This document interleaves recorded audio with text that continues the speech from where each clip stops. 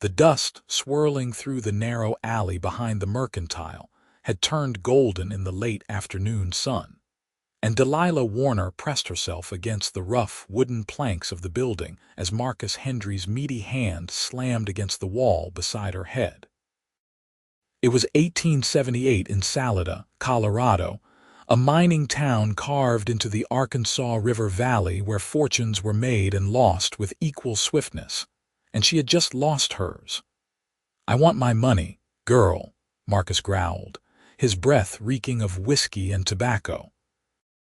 "Your daddy borrowed $300 from me before he died, and now that debt falls to you." Delilah's heart hammered against her ribs. "I told you, I need more time. The boarding house barely makes enough to feed the lodgers, let alone pay back such a sum." Her voice trembled despite her best efforts to sound strong. At 22 years old, she had been running her father's boarding house for 6 months since consumption had taken him, and every day felt like a battle she was losing. Marcus leaned closer, his bulk blocking out the sun. "Time's up. I've been patient enough. You either pay me today or I take the boarding house. I got the papers all drawn up legal-like." "That house is all I have," Delilah said, her voice breaking. "Please just give me another month. I have 3 miners coming to lodge next week and they'll pay in advance." "Another month," Marcus laughed, a harsh sound that made her flinch. "You've been saying that for weeks now. I think maybe we can work out another arrangement." His eyes traveled down her form in a way that made her skin crawl. "A pretty thing like you could pay off a debt in other ways." She tried to push past him, but he grabbed her wrist, his fingers digging into her flesh hard enough to bruise. "Let me go." "Not until we come to an understanding," Marcus snarled. A shadow fell across them both, and a quiet voice cut through the tension like a knife through butter. "I believe the lady asked you to let her go." Marcus spun around, still gripping Delilah's wrist, and she found herself looking at a man she had never seen before.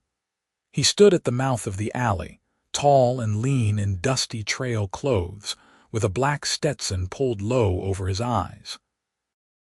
2 Colt revolvers hung at his hips in well-worn holsters, and everything about his stance suggested he knew how to use them.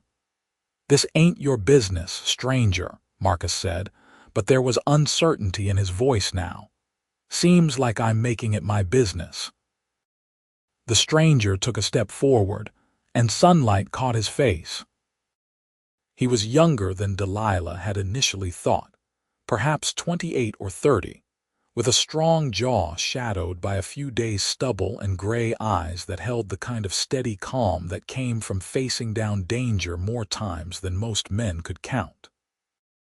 Marcus released Delilah's wrist and turned to face the newcomer fully. "You don't know what's going on here. This girl owes me money fair and square." "How much?" The stranger's voice remained level, almost conversational. $300. Marcus straightened, trying to reclaim his authority. "Her dead daddy's debt, now hers." The stranger reached into his vest pocket and pulled out a worn leather wallet. Without a word, he counted out bills, his movements precise and unhurried. Delilah watched in stunned silence as he held out the money to Marcus. "That's 300, the stranger said. Marcus stared at the bills, then at the stranger, suspicion warring with greed on his florid face. "Why would you pay her debt?" "Because I'm standing here with the money, and you're standing there wanting it. Seems like a simple transaction to me." There was steel beneath the quiet words, a clear suggestion that Marcus should take the money and leave before the situation became less friendly. Marcus snatched the bills, counted them quickly, and stuffed them into his pocket. "Fine, we're square." He jabbed a finger at Delilah. "You're lucky, girl, real lucky." Then he shouldered past the stranger and disappeared onto the main street, his heavy footsteps fading. Delilah sagged against the wall, her legs suddenly weak. The stranger turned to her, tipping his hat back slightly so she could see his face more clearly. Up close, She could see a scar along his jawline and the fine lines at the corners of his eyes that came from squinting against sun and wind. "Thank you," she managed, her voice barely above a whisper. "I don't know how I'll ever repay you. Didn't ask for repayment." He studied her for a moment, his expression softening slightly. "You hurt." She rubbed her wrist where Marcus had grabbed her, feeling the tenderness already forming. "Nothing that won't heal." She straightened, trying to gather her dignity. "I'm Delilah Warner. I run the boarding house on 4th Street, Quincy Whitmore." He touched the brim of his hat in a gesture of respect. "Just rode in from Denver." "Well, Mr. Whitmore, I insist on repaying you somehow. That was a considerable sum." "It was just money." He said it as though $300 meant nothing, but Delilah could see the worn patches on his clothes, the scuffed boots, the signs of a man who worked hard for his earnings. "Not to me, it isn't," she said firmly. "That money just saved my home, my livelihood, everything I have. Please, at least let me offer you a meal and a room for the night. The boarding house isn't much, but it's clean, and I'm told I cook better than most." Quincy considered this, his gray eyes thoughtful. "I could use a hot meal and a bed that doesn't move with the train." Relief flooded through her. It wasn't much, but it was a start toward repaying an impossible debt. "Come on, then. It's just 2 streets over." They walked together through Salida's dusty streets, past the assayer's office and the general store, past miners stumbling out of saloons even though the sun hadn't set yet. Delilah was acutely aware of the curious looks they attracted, a stranger and the Warner girl walking side by side.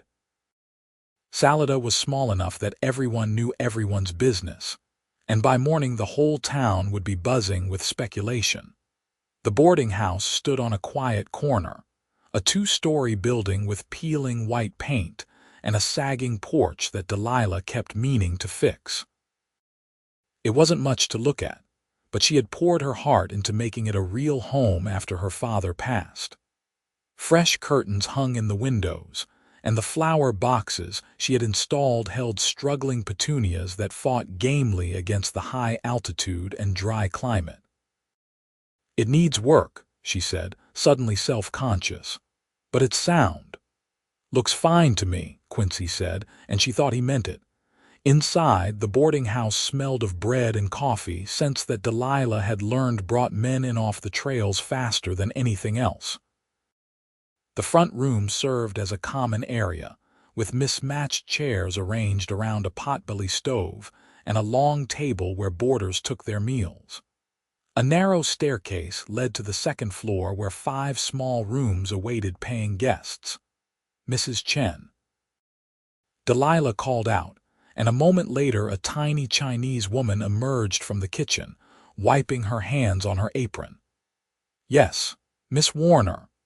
Mrs. Chen had worked for Delilah's father for 3 years before his death, and Delilah didn't know what she would do without her steady presence. "This is Mr. Whitmore. He'll be staying with us. Could you prepare the room at the end of the hall?" Mrs. Chen's sharp eyes took in Quincy's dusty clothes, the guns at his hips, and the way he stood with the easy readiness of a man accustomed to trouble. But she simply nodded. "Of course. I will bring up fresh water for washing." "Thank you." Delilah turned to Quincy. "Supper is at 6. There are 3 other boarders, all miners working the claims up at Turret. They're rough men, but honest enough. I've met rougher." Quincy pulled off his hat, revealing dark hair that needed cutting. "I appreciate the hospitality, Miss Warner. It's the least I can do." She met his eyes, those calm gray eyes that had faced down Marcus Hendry without a flicker of fear. "Truly, Mr. Whitmore, you saved me today. If there's ever anything I can do to repay that kindness, you need only ask." Something flickered in his expression, gone too quickly for her to read. "I'll remember that." Mrs. Chen returned and led Quincy upstairs to his room, leaving Delilah alone in the common area. She sank into one of the chairs, her hands shaking now that the danger had passed. $300. He had simply handed over $300 to a complete stranger, asking nothing in return. What kind of man did that? The kind you need to be careful around, a voice in her head warned. Men didn't hand out that kind of money without expecting something eventually. But when she thought of the way he had stood in that alley, the quiet authority in his voice, the lack of violence despite the clear threat of it, she found herself wanting to trust him. Supper that evening was a lively affair. The three miners, Hank, Dutch, and young Billy, regaled the table with stories of their claims, and the silver they were convinced lay just another few feet deeper into the mountain. They eyed Quincy with curiosity and a bit of wariness, the way miners always regarded strangers who might be claim jumpers or worse. "You working the mines, Mr. Whitmore?" Dutch asked, spooning stew into his mouth. "No, just passing through." Quincy's answer was polite but non-committal. "Passing through to where?" Billy asked with the bluntness of youth. "Billy, mind your manners," Delilah chided gently. "A man's destination is his own business." "It's all right," Quincy said. "I'm headed south, maybe to New Mexico territory. Haven't decided yet. You got family there?" Hank asked. "No family anywhere." The simple statement hung in the air, carrying a weight of loneliness that made Delilah's heart ache. She knew what it was to be alone in the world, to carry the burden of survival without anyone to lean on. After supper, the miners retreated to their rooms or the saloons, and Mrs. Chen disappeared into her small quarters off the kitchen. Delilah found herself alone with Quincy in the common area, the evening light fading to purple outside the windows. "Your cooking lives up to its reputation," he said, standing by the window and looking out at the street. "Thank you." She began clearing the table, stacking dishes with practiced efficiency. "How long have you been on the trail?" 3 weeks since I left Denver. "Before that, I was up in Wyoming for a spell." "What is it you do, Mr. Whitmore, if you don't mind my asking?" He turned from the window, and in the dimming light, his face was all angles and shadows. "I've done various things, scouted for the Army for a while. Worked as a hired gun protecting payroll shipments, broke horses, whatever paid and kept me moving. That sounds like a lonely life. It has been." He said it matter-of-factly without self-pity, "but it's the life I chose." "Why?" The question slipped out before she could stop it. "Why choose to be alone?" Quincy was quiet for a long moment, and she thought he might not answer. Then he said, "I had a family once. Parents, a younger sister. Comanche raid when I was 17 killed them all. I was out hunting, came back to find everything gone. After that, I didn't see much point in putting down roots anywhere." Delilah set down the dishes she was holding, her throat tight. "I'm so sorry. It was a long time ago, 11 years now. Time doesn't always heal those kinds of wounds," she said softly. "My mother died when I was 10. Fever took her. My father never was the same after. I think he just slowly gave up on living until his body finally agreed with him." "Is that why you're fighting so hard to keep this place?" She looked around the modest room, seeing it through his eyes. This was their dream. "My father built this house with his own hands, board by board. My mother chose the curtains, planted those struggling flowers outside. When they're both gone and all I have left is this place, I can't just let it slip away. It would feel like losing them all over again." Quincy crossed the room to stand near her, close enough that she could smell leather and sage on his clothes. "Marcus Hendry strikes me as the kind of man who doesn't give up easy. $300 might have settled your father's debt, but he looked like he wanted more from you." A shiver ran through her at the memory of Marcus's hands on her, his leering suggestion. "He's been circling ever since my father died. I think he saw me as an easy target."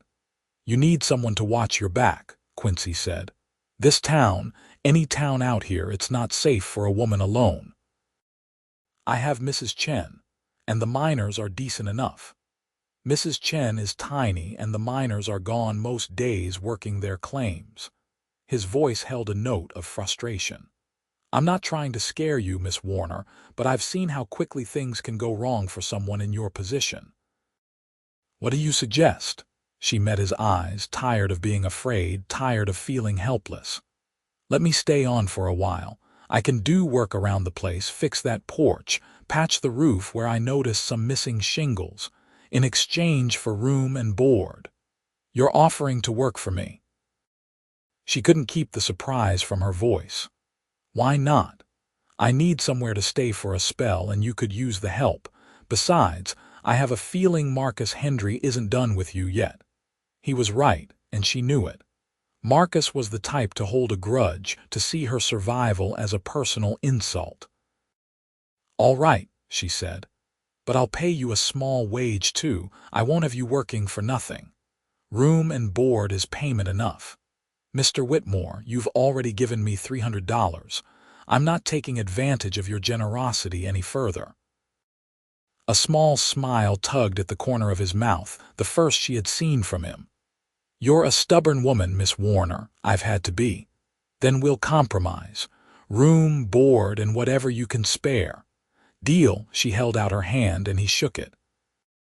His grip was warm and strong, calloused from years of hard work, and she felt a strange flutter in her chest at the contact.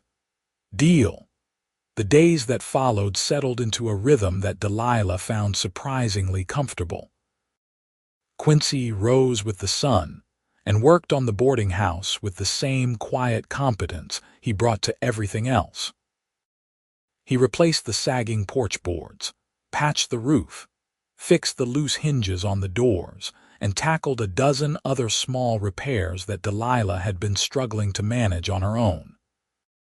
She found herself watching him as he worked, admiring the economical grace of his movements, the way he approached each task with patient focus. He didn't talk much, but when he did speak, his words carried weight. The other boarders warmed to him gradually, particularly after he helped Dutch reset a broken leg when the miner took a fall coming down from the mountain. "You got medical training?" Delilah asked, watching as he splinted the leg with professional efficiency. "Picked up some things here and there." "Army surgeon taught me some when I was scouting." It was always like that with him. Skills and knowledge acquired through a life of constant movement, pieces of a puzzle that never quite formed a complete picture. She wanted to know more about him, wanted to understand what drove a man to wander alone for 11 years, but she sensed that pushing would only make him withdraw. One evening 2 weeks after his arrival, Delilah was closing up the kitchen when she heard raised voices from the common area. She hurried out to find Marcus Hendry standing just inside the front door, his face red with anger. "I'm telling you, that money wasn't real," Marcus shouted. "When I went to deposit it at the bank, they told me some of those bills were counterfeit." Delilah's heart sank. "What? You heard me. Your friend paid me with fake money, which means you still owe me." "That's impossible. Mr. Whitmore wouldn't what?" Quincy's voice came from the stairs, and Delilah turned to see him descending, his expression dark. "Wouldn't cheat you. Those bills were fake," Marcus repeated. "I got witnesses at the bank." Quincy reached the bottom of the stairs and walked past Delilah to face Marcus directly. "Then your witnesses are lying, or you swapped out the real bills for fake ones yourself. The money I gave you was legitimate. You calling me a liar?" "I'm saying the money was good when I gave it to you. What happened after that is your concern, not mine, and definitely not Miss Warner's." Marcus's hand dropped to the gun at his hip, and Delilah's breath caught. But Quincy didn't move, didn't reach for his own weapons, just stood there with that same steady calm. "You don't want to do that," Quincy said softly. "Trust me." Something in his voice must have penetrated Marcus's anger because the man's hand moved away from his gun. "This isn't over," he snarled. "You'll both pay for making a fool of me." He stormed out, slamming the door behind him. Delilah's legs felt weak. "Do you think he really tried to deposit counterfeit money?" "No." Quincy turned to her, his face gentler now. "I think he's trying to run a scheme. He probably showed fake bills to his friends at the bank, claimed they were what I gave him, and now he's trying to shake us down for more money." "Why would he do that?" "Because he's a bully and a cheat, and he saw an opportunity." Quincy moved to the window, peering out into the dark street. "He's also dangerous. Men like that, when they feel disrespected, they do stupid things." "Maybe you should leave," Delilah said, though the words felt like swallowing broken glass. "I don't want you caught up in my troubles." He turned from the window, and the look he gave her was so intense that she felt pinned in place. "I'm already caught up in them, and I'm not leaving. Mr. Whitmore, Quincy, if we're going to be facing down threats together, you might as well call me by my first name." "Quincy," she repeated, liking the sound of it. "You've done so much already, I can't ask you to risk your life for me." "You're not asking. I'm choosing." He crossed the room to stand before her, close enough that she had to tilt her head back to meet his eyes. "I've spent 11 years drifting, not caring much about anything or anyone. Then I walked down an alley in a town I'd never been to before, and I saw a woman who reminded me that there are still things worth protecting in this world. So no, Miss Warner, I'm not leaving." Her heart hammered in her chest, and she wasn't sure if it was from fear of Marcus or from the way Quincy was looking at her, like she was something precious. "Delilah," she whispered. "Call me Delilah, Delilah." He said her name like a prayer, and something shifted between them, the air growing thick with unspoken feelings. The moment broke when Mrs. Chen emerged from the kitchen, announcing she was retiring for the night. Delilah stepped back, flustered, and mumbled something about needing to check the supplies. She fled to the kitchen, her cheeks burning, her mind spinning with confusion and something that felt dangerously like hope. She had sworn off men after watching her father's grief destroy him. She had told herself that love was a liability she couldn't afford, not when she was fighting just to survive. But Quincy Whitmore was making her question all those careful resolutions. The trouble came 3 nights later. Delilah woke to the smell of smoke and sat bolt upright in her small ground-floor bedroom. Fire. The boarding house was on fire. She threw on her robe and ran into the hall, shouting for everyone to get out. Smoke was already filling the ground floor, pouring from the common area. Through the haze, she could see flames licking up the curtains, spreading across the old dry wood with terrifying speed. "Fire!" she screamed. Everyone out, doors banged open upstairs. The miners came thundering down, coughing and cursing. Mrs. Chen appeared, clutching a small bag of her possessions. But where was Quincy? "Quincy!" Delilah shouted, starting for the stairs. "I'm here." He appeared through the smoke, and relief flooded through her. "Everyone out now."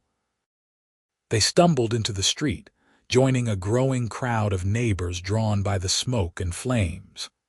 Delilah watched in horror as fire consumed the boarding house, all her father's work, all her mother's dreams, everything she had fought so hard to keep.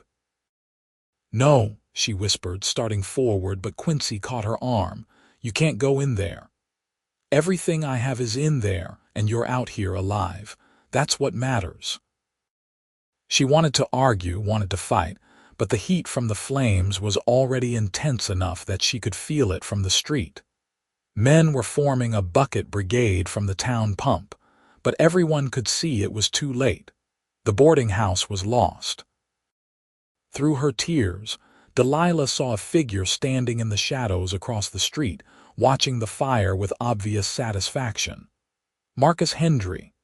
Their eyes met, and he touched the brim of his hat in a mocking salute before disappearing into the darkness.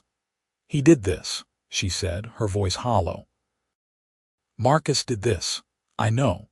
Quincy's voice was hard as iron, "and he'll answer for it." How? Delilah turned to him, grief and rage warring in her chest. How will he answer for it? He'll just deny it, and there's no proof, and I've lost everything anyway. Quincy's jaw tightened, but he didn't argue. He couldn't, because she was right. By dawn, the boarding house was nothing but smoking ruins. The miners had found lodging elsewhere, and Mrs. Chen had gone to stay with friends in the small Chinese community at the edge of town.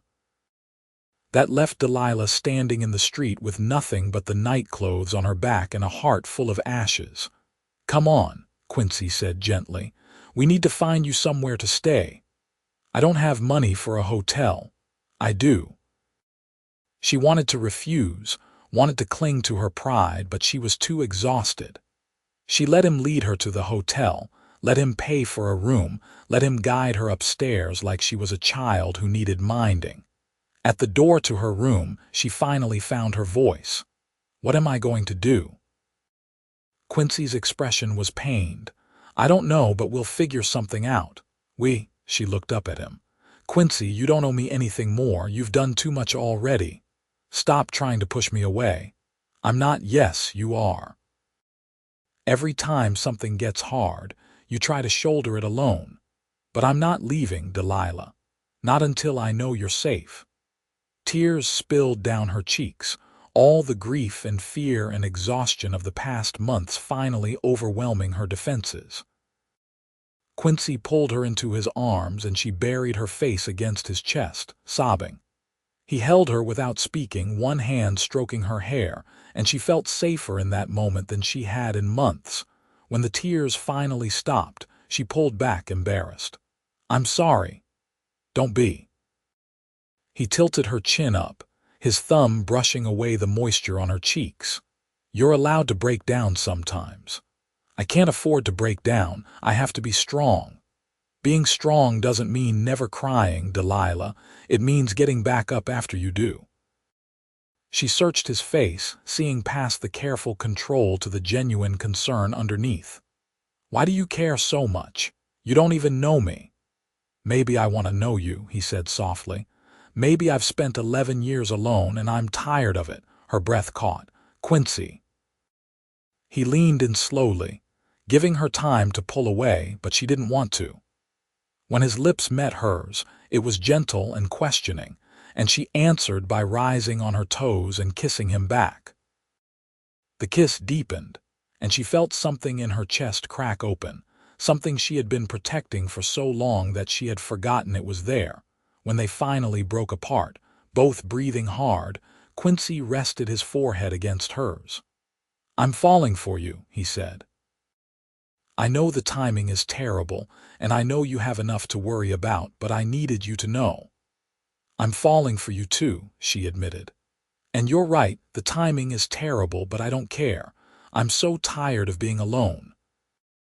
He kissed her again, deeper this time, and she felt the world narrow to just the two of them, standing in a hotel hallway in a mining town, finding something neither had been looking for. The next morning, Quincy left early, telling Delilah to stay in the room and rest. She tried, but her mind wouldn't quiet. The boarding house was gone. Mrs. Chen had lost her home. The miners had lost theirs. And it was all her fault for ever borrowing money from Marcus Hendry's father in the first place. When Quincy returned several hours later, he had a grim expression. "I went to the sheriff, and he says without proof, there's nothing he can do about Marcus. Though he did mention that Marcus has been in trouble before, accusations of claim jumping and intimidation, but nothing that ever stuck."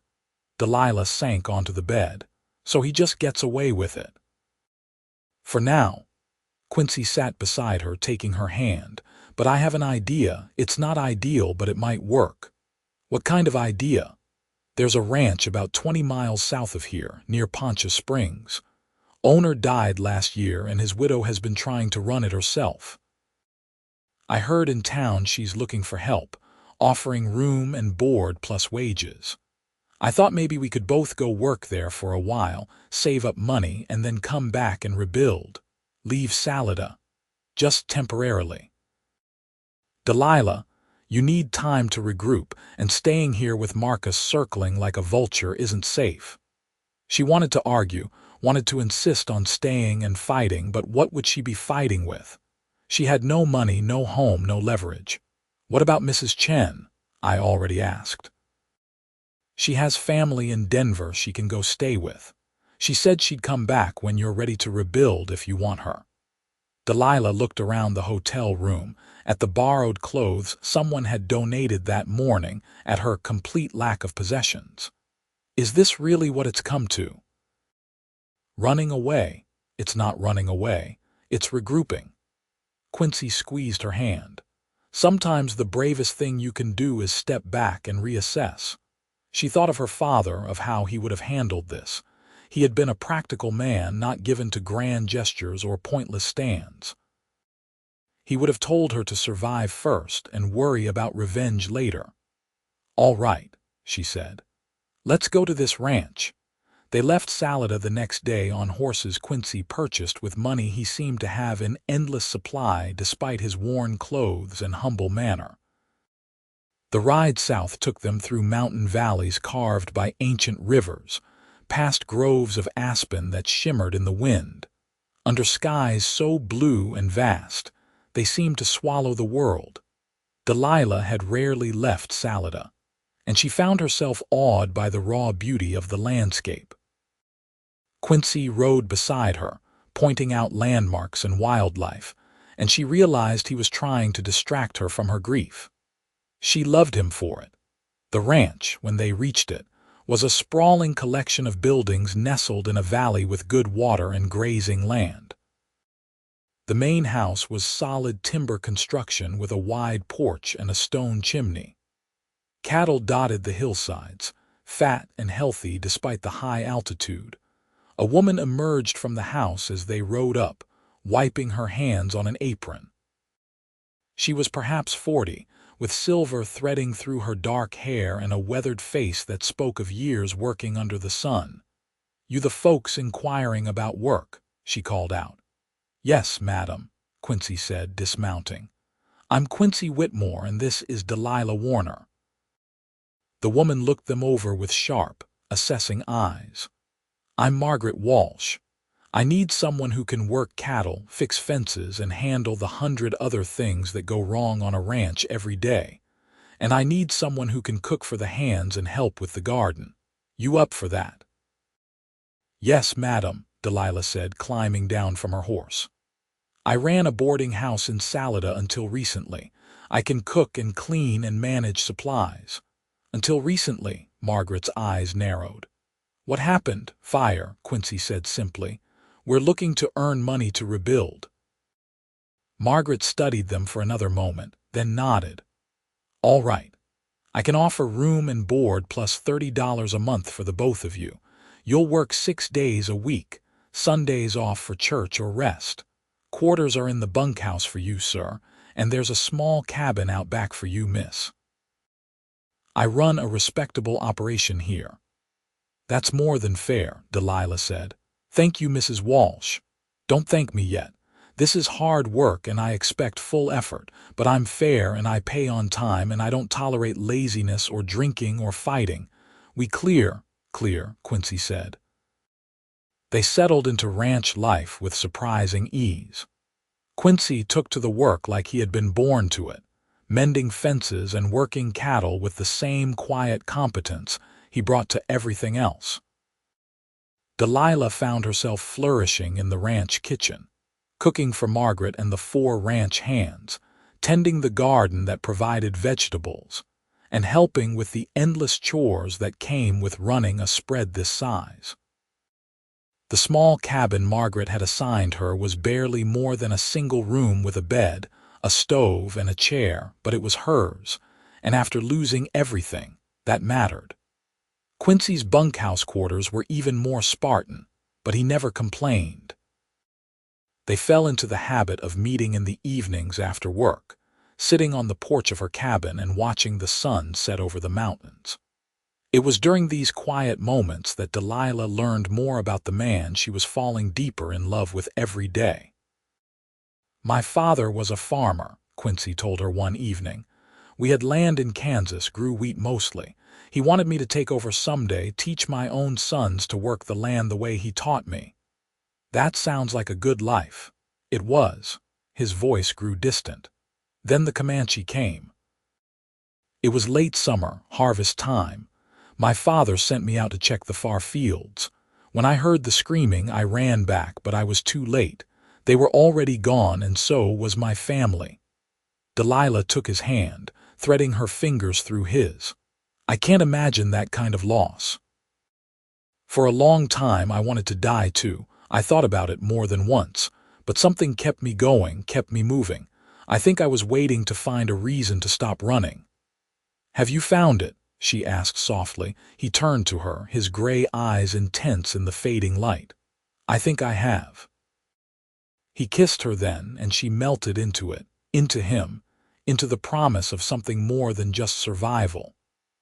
When they broke apart, she rested her head on his shoulder, and they sat together as darkness fell, and the stars emerged, countless and brilliant in the clear mountain air. The weeks passed, turning into months. Summer faded to autumn, and the aspen groves turned gold and red. Delilah and Quincy worked hard, saved their money, and slowly began to heal from the wounds life had dealt them. Margaret Walsh proved to be a fair employer and, gradually, a friend. She had lost her husband to a fall from a horse, and she understood grief and the struggle to rebuild after loss. She took Delilah under her wing, teaching her about ranching and sharing her own story of survival. "You've got steel in you, girl," Margaret said one day as they worked in the garden together. "I can see it. You'll rebuild that boarding house and it'll be better than before." "I hope so," Delilah said. "Some days I'm not sure. Marcus Hendry is still out there and he won't have forgotten." "Then you make sure you're stronger when you face him again." Margaret pulled a weed and tossed it aside. "And you've got a good man in Quincy. Don't let that one slip away." Delilah blushed. "We haven't talked about the future much. Maybe you should. Life's too short to waste time dancing around what you want." That evening, Delilah took Margaret's advice. She found Quincy by the corral watching the horses in the fading light. "Can we talk, always?" He turned to her and she saw concern in his expression. "What's wrong?" "Nothing's wrong. I need to know what happens when we've saved enough money. Are you coming back to Salida with me? Do you want me to?" "Yes," she said without hesitation. "I want you to come back with me. I want you to help me rebuild. I want you to stay, Quincy, not just for a while, but for good." He was quiet for a moment, and she felt panic rise in her throat. Then he smiled, a real smile that transformed his usually serious face. "I was hoping you'd say that." "You were." "Delilah, I haven't felt this way about anyone since I was a boy. You've given me something I thought I'd lost forever. A reason to stop drifting. A place to belong." He took her hands in his. "I want to marry you if you'll have me. I want to build a life with you in Salida or anywhere else you want to go." Tears spilled down her cheeks, but this time they were happy tears. "Yes, yes, I'll marry you." He pulled her into his arms and kissed her deeply, and she felt the last pieces of her broken heart knit back together. They had both been lost, both been alone, and somehow they had found each other in a dusty alley in a mining town, two souls who needed saving. "When?" she asked when they finally broke apart. "Whenever you want. Tomorrow, next month, next year. I'm not going anywhere. Let's wait until we go back to Salida. I want to rebuild the boarding house first, show Marcus Hendry that he didn't win. Then we can get married there in the town where we met." "Sounds perfect to me." They told Margaret the next day, and she surprised them both by getting misty-eyed. "I'm happy for you both. You deserve good things." "Thank you," Delilah said, "for everything, for giving us a chance when we needed it most. You earned your keep and then some." Margaret smiled. "When are you planning to head back?" "Spring," Quincy said.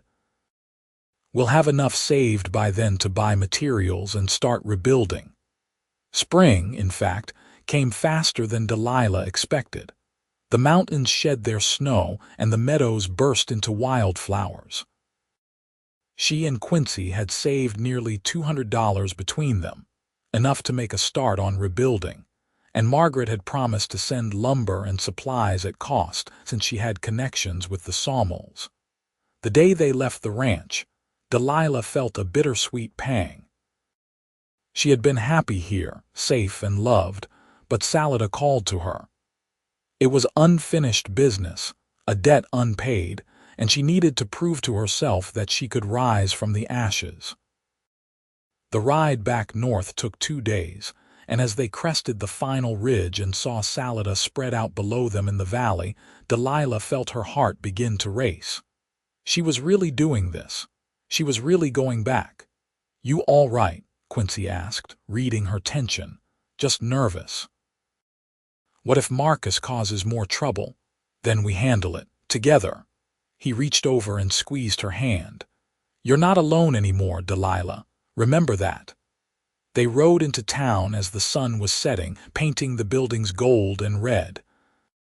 People stopped and stared, and Delilah could see the whispers spreading like wildfire. "The Warner girl is back, and she brought that stranger with her." The lot where the boarding house had stood was still empty, just a charred foundation and memories. Delilah stood at the edge, staring at the ruins, and felt determination harden in her chest. "We start tomorrow," she said. "First thing." "First thing," Quincy agreed. They found lodging at the hotel again, and the next morning they began the work of rebuilding. Quincy proved to be a skilled carpenter, and soon they had framed the bones of a new structure rising from the old foundation. Townspeople, many of whom had been customers at the old boarding house, stopped by to help or donate materials. Even the sheriff came by and hammered a few nails, looking embarrassed about his inability to do anything about the fire. "Glad to see you back, Miss Warner," he said. "Town wasn't the same without you." Marcus Hendry, predictably, was furious. He showed up at the building site 3 days after they started, his face purple with rage. "You got a lot of nerve coming back here," he snarled. Delilah straightened from where she was painting window frames. "This is my town too, Marcus, and this is my land. You can't run me off." "That fire was a warning." "That fire was arson," Quincy said, appearing from inside the half-built structure. "And everyone in town knows you did it, even if the sheriff can't prove it." Marcus's hand dropped to his gun, but this time several townspeople were watching, including the sheriff who had been about to leave. "You'd better be careful, Whitmore. Accidents happen." "They do," Quincy agreed calmly. "And if one happens to Miss Warner or her property, I'll know exactly where to look for the person responsible. And I won't need proof to act." The threat hung in the air, quiet but deadly serious. Marcus looked around at the watching faces, realized he had no support, and backed down. "This isn't over," he muttered, but everyone could hear the defeat in his voice. "Yes, it is," Delilah said firmly. "You tried to break me, Marcus, and you failed. Go find someone else to bully." He left, slinking away like a whipped dog, and Delilah felt a weight lift from her shoulders. She had faced him down, with Quincy at her side, and she had won. The boarding house took 2 months to rebuild, but when it was finished, it was better than before. Stronger timber, better construction, and a fresh coat of white paint that gleamed in the sun. Delilah stood on the new porch, looking at what they had created, and felt pride swell in her chest. "Your parents would be proud," Quincy said, standing beside her. "I think they would be." She turned to him. "Thank you for everything. For saving me that day in the alley, for staying, for helping me rebuild. I couldn't have done this without you." "You could have," he said. "But I'm glad you didn't have to." Mrs. Chen returned from Denver, and the old boarders came back, and soon the boarding house was full of life again. And on a warm June morning, with the whole town watching, Delilah Warner married Quincy Whitmore in a simple ceremony in the town church. She wore a dress Margaret had sent as a wedding gift, simple blue calico that made her eyes shine. Quincy wore new clothes for the first time since she had known him, looking almost uncomfortable in the unfamiliar fabric. But when he took her hand and spoke his vows, his voice was steady and sure. "I promise to stand by you, to protect you, to build a life with you. You've given me a home when I thought I'd never have one again. You've given me a reason to stop running. I love you, Delilah, and I'll spend the rest of my life showing you how much." Delilah's voice shook as she spoke her own vows. "I promise to trust you, to lean on you when I need to, and to stand strong beside you. You saved my life in more ways than one. You showed me that I don't have to be alone, that there's strength in partnership. I love you, Quincy, with everything I am." When the preacher pronounced them married, Quincy kissed her to cheers and applause, and Delilah felt joy so complete she thought her heart might burst. The years that followed were good ones. The boarding house thrived under their joint management, becoming known as the best lodging in Salida. Quincy worked as a deputy sheriff, bringing law and order to the wild mining town, and his reputation as a fair but formidable lawman spread throughout the region. Marcus Hendry left town 6 months after their wedding, chased out by debts and a reputation for dishonesty that finally caught up with him. Delilah felt nothing but relief when she heard the news. Their first child, a son they named Thomas after Quincy's father, was born in the spring of 1880. Delilah held him in her arms and looked up at Quincy, seeing tears in his eyes. "A son," he whispered. "We have a son." "We do." She smiled, exhausted and happy. "And he'll know both his parents, and he'll grow up safe and loved, and he'll never know what it's like to be alone." 2 years later, a daughter arrived, and they named her Rose after Delilah's mother. Then another son, then twin girls who caused twice the chaos and twice the joy. The boarding house rang with the sound of children's laughter, and Delilah watched Quincy transform from a solitary drifter into a devoted father who read bedtime stories and taught his sons to ride and treated his daughters like precious treasures. On a warm evening 20 years after that day in the alley, Delilah sat on the porch of the boarding house, watching the sun set over the mountains.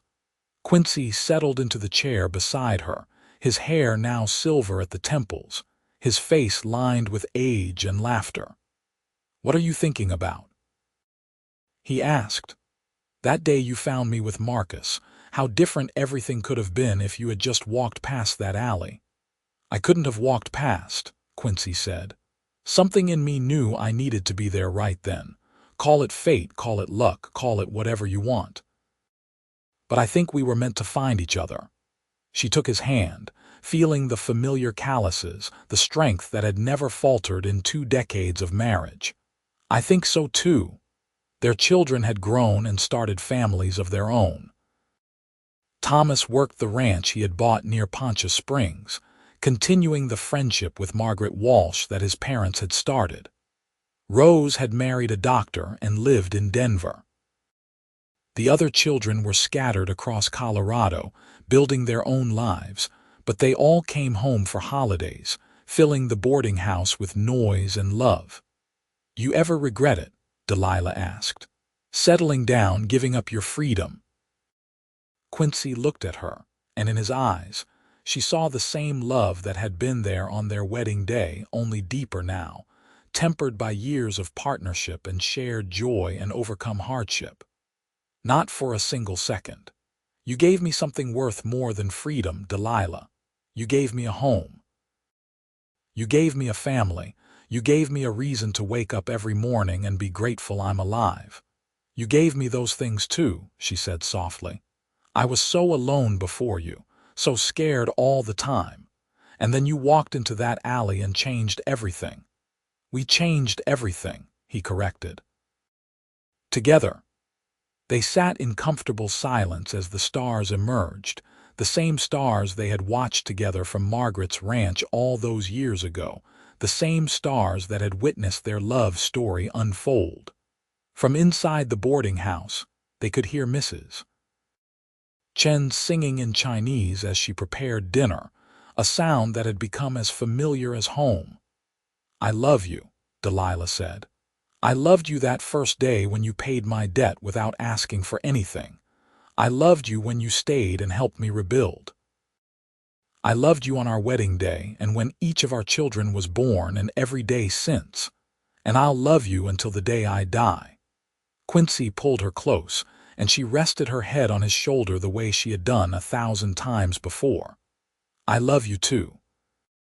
You're the best thing that ever happened to me, Delilah Whitmore, my salvation and my home."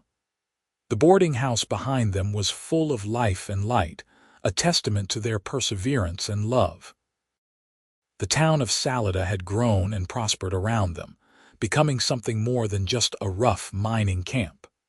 And through it all, Quincy and Delilah had remained constant, two people who had found each other in the darkest moment and built something beautiful together. As night fell completely and the mountain air grew cool, they went inside together, hand in hand, ready for whatever tomorrow might bring. Because they had learned the most important lesson of all, that love wasn't just about the grand gestures or the dramatic moments. It was about showing up every day, about choosing each other again and again, about building a life together one moment at a time. And in a small boarding house in Salida, Colorado, that love would continue to shine like a beacon, proof that even in the wild and often harsh landscape of the West, beauty and tenderness and happily ever after were not just possible but real. Their story, which had begun with a stranger's kindness in a dusty alley, had become a legend in its own right, passed down to their children and grandchildren, a reminder that sometimes the best things in life come when you least expect them, and that true love can flourish anywhere, even in the untamed heart of the frontier.